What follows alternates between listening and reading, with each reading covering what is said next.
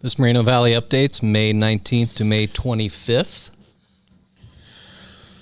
Driver of the week, I'm going to go with Virgil Bryan. Virgil has been doing, he has a bid, but he comes down to Moreno Valley just twice a week, and then he fills in. He's on extra board the other days. So part of the Salt Lake relay chain. Virgil's been with us since February of 2023. All right, for Virgil, is he going to be taking over Rescon when he retires? It just depends how the bids shake out. Right, that's true. Yep. For new hires, we're going to have Oscar Martinez here in Moreno Valley. Probably have him start. There's a couple guys still training, right? Yeah. Moises, Ronito, and me, and also Ray. Ray trained before. So I'm probably going to have Oscar start probably like Thursday. Okay. Mario Rico out in Buckeye. He will. He just went and did his drug test, so probably not till Thursday. I'll probably do orientation for him, maybe like Thursday. See if we can get him rolling on Friday. All right, for our birthdays, these are last week's birthdays. There's no birthdays this week, so we didn't do. I got back too late from Buckeye last Saturday. I didn't get back till later at night, so didn't have enough time. So, birthday, CJ Pena. And Danny Hoya. That was last week. Sounds familiar. Who's that guy, Dan? It's a mystery. Kevin Owens and Brett Perry. So Danny, Kevin, and Brett all on May 15th. Hey, that's the lucky number. Are you gonna spill the beans? What number was that birthday? What do you mean? How old are you? Oh, you don't have to say it if you don't want to. Well, I'm between 25 and 35, plus taxes. Plus taxes. Okay. For anniversaries, it was last week. Danny Hoya hit 19 years on May 16. Yeah, 2 days ago. So day after his birthday, he got to work. See Steven Younger, 2-year anniversary on May 19th coming up. Joe Gutierrez, 17 years, May 21st. Wow, Joe. Cesar Valdivia. Did I say that right? Valdivia. 2 years on May 24th. Bill Platt. Forgot to mention where these guys are at. Stanley's obviously here in Moreno Valley. Steve Younger is in Las Vegas. Joe is here in Moreno Valley. Caesar is in Las Vegas. Bill Platt, his 2 years, May 24th. He is in Eloy. Thomas Martin hitting his 2 years on May 25th, and he is in Las Vegas. So congrats. Look at Los Angeles weather. It is going to be, looks like cloudy all week. Kind of a low chance of rain and going to be high 60s. So should be pleasant. Though when my car's like parked for a while now to get in, and it's pretty hot now. Yeah. Las Vegas, in low chance of rain, sunny, high 80s, 90, low 90s. So it's going to be very hot all week. Let's look at Phoenix. Phoenix, low chance of rain. Looks like might be a little bit windy, but hot. Mid 90s all week. Ooh, tomorrow it's going to hit 99. So for you guys that live out there, I know you just love that heat. I don't know if they do or not. Yeah, don't forget to throw the water bottles and Gatorade bottles in the freezer. You're going to need them. Right. So relay drivers, don't forget to get the water for the pedal drivers. They're going to need it. Hate to bring this up, but some drivers did tell me, some pedal drivers told me that when they get in the truck, there's no water. So if you're doing relay, just keep in mind you need to grab some water for the pedal drivers. Salt Lake City, look, mid chance of rain, beginning of the week.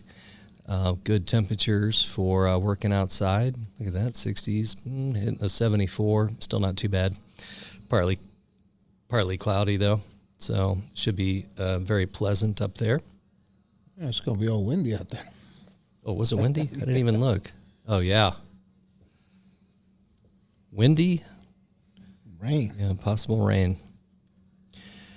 We had one injury this week. So the driver was, trying to get those boxes.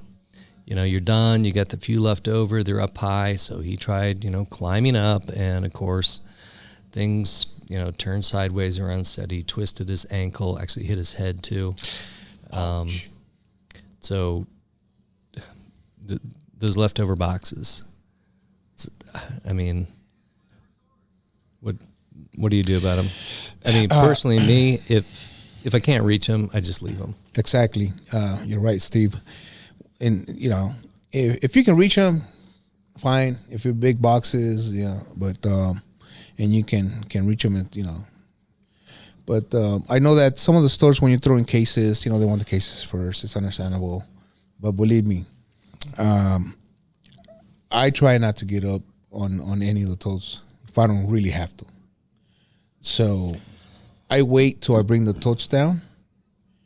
And sometimes if they're small boxes, I'll leave it on top of the tote when it rolls down, and they can get it. I mean, the world's not going to end. If there's a lot of boxes, then I'll set them aside. And I'll give them all the totes. And when I'm done with all the totes, then I'll send the boxes down in the pharmacy. There's no, I know they want all the boxes first, but most of the stores, I had never had an issue where a store is going to get a few more boxes after you give them totes. It has never been a problem in all the stores that I've done out here. So if you wait till you bring them down, bring the totes down and you get the boxes, set them aside. If you only have like 3, 4, 5, even 6, 7 boxes, put one on top of the tote, send it down if they're small. But if you have a lot, just set them aside. Set them aside. I know lately they've been pretty good about not putting too many boxes on top of totes. Occasionally you do get them still. And just set them aside. Send them later. It's no big deal. Yeah, when I had leftover boxes, it didn't seem to be a problem. Now, having like 50 leftover boxes, they'd get a little cranky about that. But yeah, just those things up high. Just let it go. Yeah. As long as you communicate with the store, give them a heads up. Hey, I'm gonna give you totes now. I still have a few more. So once I would get rid of the totes, I'll give you the rest of the boxes. And for the most part, they're pretty cool about it. Yeah. For accidents, I think we didn't have an accident, but there's a lot of unreported damage. So drivers are bumping into things and basically hoping that nobody notices. Well, the issue is somebody's name has to go on that. That's just the way the claims work. So if you do something, just report it, because we don't like to pin damage on the wrong person. But at the end of the day, we have to put somebody's name on it. and we have to just go to the last person that used it that didn't report the damage. So you want to be, when you get in your truck, if you see something, you want to be taking pictures of it, send an email saying, hey, here's this damage, and that way you're good. Smart Drive, a couple things I wanted to mention. Obstructing the camera, so putting that visor in front of the camera. Now, yes, when it's sunny and you need the visor, yes, that's we have to live with that. But when it's dark and the visor's over the camera, that's no bueno. So there's just no reason for that visor to be down over the camera when it's dark outside. I want to bring up road rage. When it gets hot, people tend to get a little more cranky, drive a little more aggressively in a hurry, and you just let all that crazy just go away from you. There was that a couple years ago that the driver was, trying to be a little too aggressive with a car, and the guy stuck a gun out and shot at the truck. Yeah, it was right here in Moreno Valley too. Yeah. Relays, be careful coming to Moreno Valley with road rage. So, just keep in mind, these people in other cars, you don't know what their state of mind is. You don't know what their distractions are. You want crazy to just, let them go up ahead of you and do whatever they're going to do and be out of your way. So there's no need to engage. If you're flipping people off, they're going to do something. They're going to get in front of you and slam on the brakes. I don't know why people think that's some great thing to do. Incredibly dangerous, but they're going to start doing things like that. So just let all that crazy just go in front of you. Don't get involved. So announcements don't really have any. We got the Memorial Day roll coming up. That'll be not this week, but the following week. So there's still Luma training. There's still some of you out there, and I keep assigning if you don't have something, it's going to be coming up because you're going to be hitting. So the sexual harassment training is every 2 years. So you're going to be hitting like your time when you need to do it again. So check Luma. So I go in typically maybe Saturday or Sunday morning, usually go in and, assign the ones that are going to be coming up due. So you want to be looking for those. You got anything else? No, that's pretty much it. I noticed that some of the drivers are actually putting the actual straps behind on the tail of the trailer. I brought it up to one of the guys that have been here cleaning trailers for a long time. He's been doing it for a long time, and his thing was putting the strap stretch inside the trailer, and I told him that doesn't really work in most cases. The best thing is to put them in the tail, and I noticed that now they're, occasionally they do it.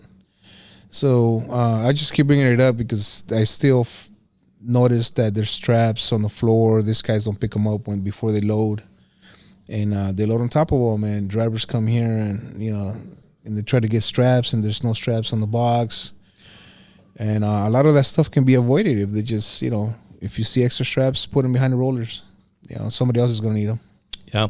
And it's kudos to Anthony Renteria. He had a suggestion, and I talked to Brian and AP about it. He asked if we could put a tote out there, with just some straps in it. So when the relay driver gets there and when he opens the door, there's no straps.